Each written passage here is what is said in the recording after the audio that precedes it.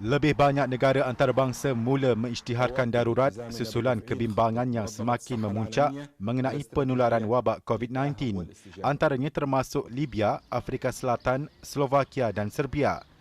Perdana Menteri Libya, Fayez Sarraj mengumumkan semua lapangan terbang dan pintu sempadan ditutup mulai hari ini selama 3 minggu.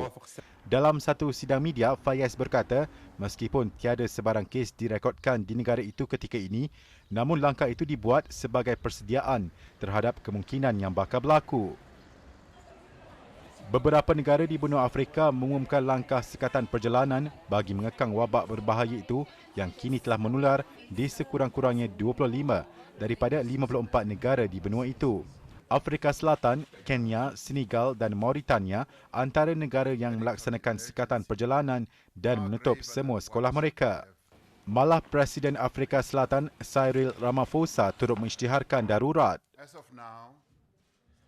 Pemerintah Slovakia dalam pada itu mengarahkan semua rangkaian perniagaan menutup premis masing-masing sekurang-kurangnya selama 2 minggu. Bagaimanapun arahan itu dikecualikan ke atas kedai runcit, farmasi, pejabat pos dan bank. Malah hospital turut diminta membatalkan sebarang operasi yang tidak penting bagi membuat persediaan menerima kemasukan pesakit dalam jumlah yang besar.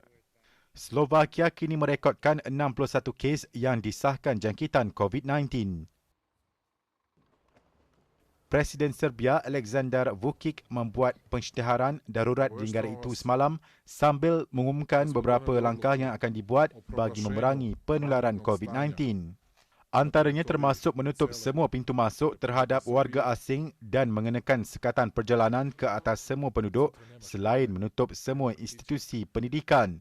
Tentera diarah untuk berkawal di setiap hospital dan juga lokasi-lokasi utama di seluruh negara. Dalam perkembangan lain, Argentina menutup semua pintu sempadannya untuk tempoh 15 hari. Langkah itu diumum Presiden Alberto Fernandez lewat petang semalam. Antara lain, kerajaan Argentina itu turut membatalkan semua sesi persekolahan termasuk acara-acara sukan di seluruh negara. Argentina mengesahkan 56 kes jangkitan COVID-19 dengan 2 kematian setakat ini.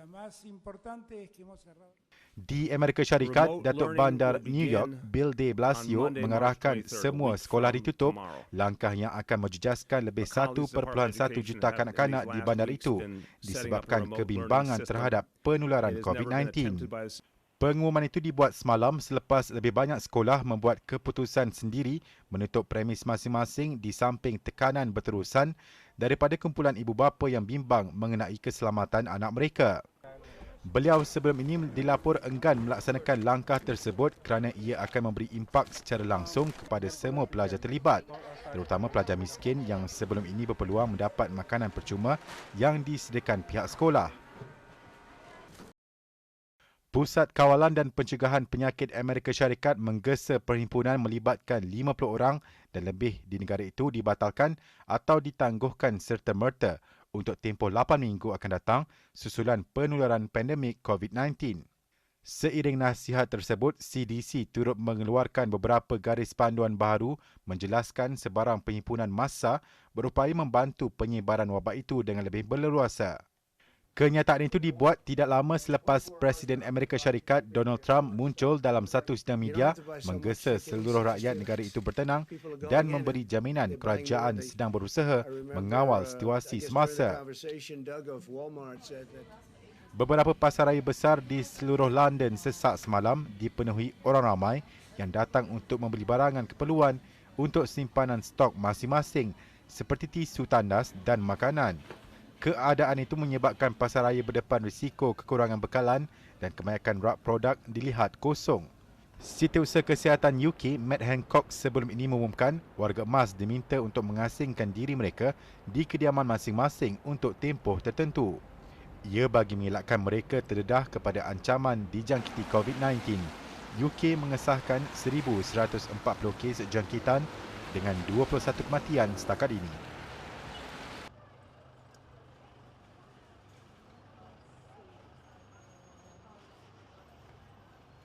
As soon as you see some people buying more than they need to, you start thinking, will there be enough for me, for us?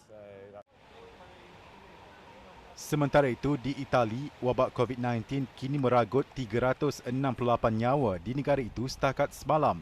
Ketua Jabatan Perlindungan Awam Angelo Borelli mengesahkan seramai 20,603 orang telah dijangkiti dan 1,809 meninggal dunia sejak epidemik pertama berlaku di utara Itali pada 21 Februari lalu.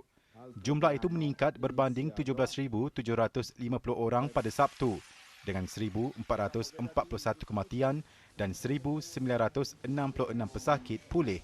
Sementara itu, kata Borelli, secara keseluruhan, seramai 2,335 pesakit pulih.